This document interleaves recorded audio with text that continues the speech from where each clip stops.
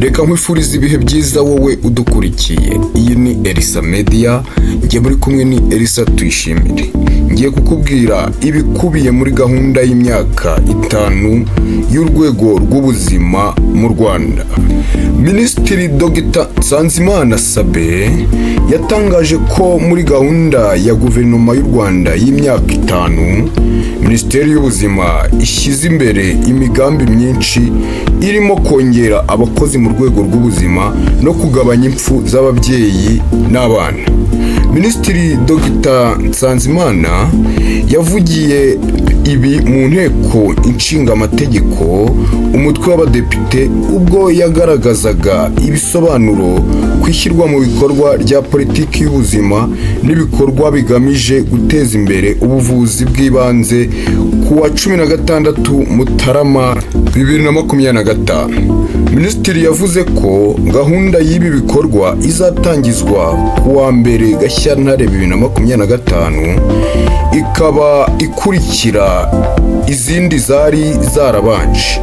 Ni gahunda kandi ihuje na gahunda ndende ya kabiri y'igihugu yo kwihutisha iterambere NST2. Muri iyi nkuru turibanda ku by'ingenzi bizibandwaho kugira ngo urwego rw'ubuzima rukomeze gutera imbere, harimo kuzamura urwego rw'abakozi b'ubuzima hakurikijwe iri teganyamigambi. U Rwanda rurateganya kongera umubare w'abaganga, ni ukuvuga abadoctors babifitiye ubushobozi bakava kuri 18 ku barwayi ibihumbi 100 bariho muri 2024 bakazagera kuri 32 mu mwaka wa 2029. Hateganyijwe ko umubare w'abaforomo bafite impushya uzava kuri 97.4 ku barwayi 1000 ukazagera ku 171 muri 2029. Byongeye kandi umubare w'ababyaza bafite impushya uzazamuka uve kuri 58.1 ku bantu ibihumbi 100 ugere kuri 185 mu mwaka wa 2029. Minisitiri Dr. Nsanzimana atangaza ko kimwe mu bizafasha leta kugera kuri iyi ntego ari gahunda y'igihugu yo gukuba inshuro enye umubare w'abakozi bo mu rwego rw'ubuzima mu myaka 4 kugeza 2028. Gahunda yatangiye gushyirwa mu bikorwa. Ikindi kizibandwaho muri iyi gahunda y'imyaka itanu ni ukureba ku buzima bw'imyororokere, ubuzima bw'ababyeyi n'ubuzima bw'abana. Umubare w'ababyeyi bapfa babyara ku bana ibihumbi 100 bavutse ari bazima uzamanuka ugere kuri 60 muri 2029 uvuye ku 105 muri 2024, mu gihe umubare w'abana bapfa bavuka cyangwa n'abapfa bakiri mu minsi 28 ya mbere bavutse uzagabanuka ugere kuri 8 ku bana 1000 bavutse ari bazima muri 2029 uvuye kuri 11 muri 2024. Umubare w'impfu z'abana batarageza ku myaka 5 uzamanuka cyane ugere kuri 20 kuri buri bana 1000 bazavuka ari bazima mu mwaka wa 2029 uvuye kuri 45 mu mwaka wa 2024. Iri genamigambi kandi rirateganya kugabanya umubare w'abangavu batwita ukagera kuri 15 ku bangavu 1000 mu mwaka wa 2029 uvuye kuri 29 muri 2024.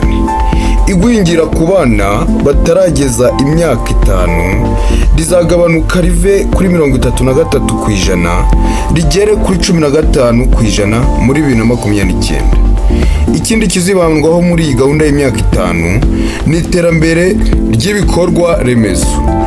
Mu bijyanye n'iterambere ry'ibikorwa remezo, umubare w'abaturage bakoresha ingobyi y'abarwayi ambulansi uzagabanuka uve ku bihumbi 53 ku ngobyi imwe bagere ku bihumbi 20 muri 2029. Igenamigambi rigamije kandi kongera ijanisha ry'ibigo nderabuzima bifite ibikoresho byuzuye rikava kuri 65% rikazagera kuri 85%.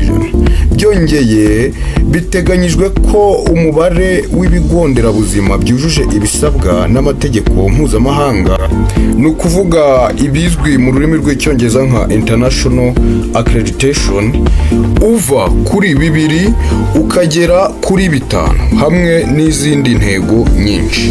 Ikigamijwe muri iyi nkingi ngo ni uguhindura serivisi z'ubuvuzi binyuze mu gushyiraho ibigo nderabuzima bifite ibikoresho byuzuye, bifite umutekano, byorohereza abarwayi, byihanganira imihindagurikire y'ikirere kandi byemewe n'amategeko mpuzamahanga. Byose bigashyigikira udushya nka gahunda yo kuvugurura ibikorwa remezo by'ababyeyi n'abana bakivuka. Ibindi biteganyijwe birimo kumenya no gutabara byihutirwa, kubaka imbaraga zo guhangana n'ibibazo, guhangana n'ibiza, gukemura ingaruka z'imihindagurikire y'ikirere no kurwanya udukoko dutera indwara. Uretse ibyo kandi, Minisiteri iteganya kurushaho guteza imbere ikoranabuhanga mu buzima no guhanga udushya binyuze mu bushakashatsi, igenzura, gukoresha ikoranabuhanga no kugira ibyo igihugu cyikorera bikenerwa mu buvuzi, hagamijwe gutanga ibisubizo birambye kandi byiza mu buvuzi.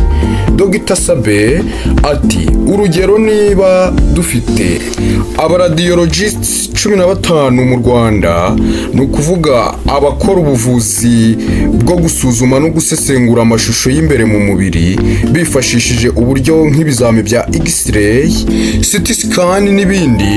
Ubushakashatsi bugaragaza ko hakoreshejwe ikoranabuhanga ry'ubwenge bukorana na AI, umuradiyologist umwe ashobora gusobanura amafoto y'ubuvuzi inshuro 100 kurusha uko yabikora atabifashijwemo n'iryo koranabuhanga.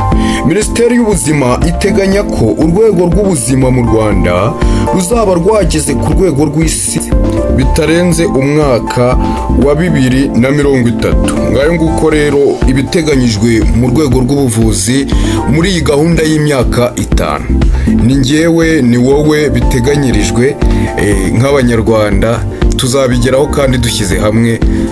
Twite ku buzima bwacu, burya ngo kwirinda biruta kwivuza kandi amagara arasesekara ntayorwa.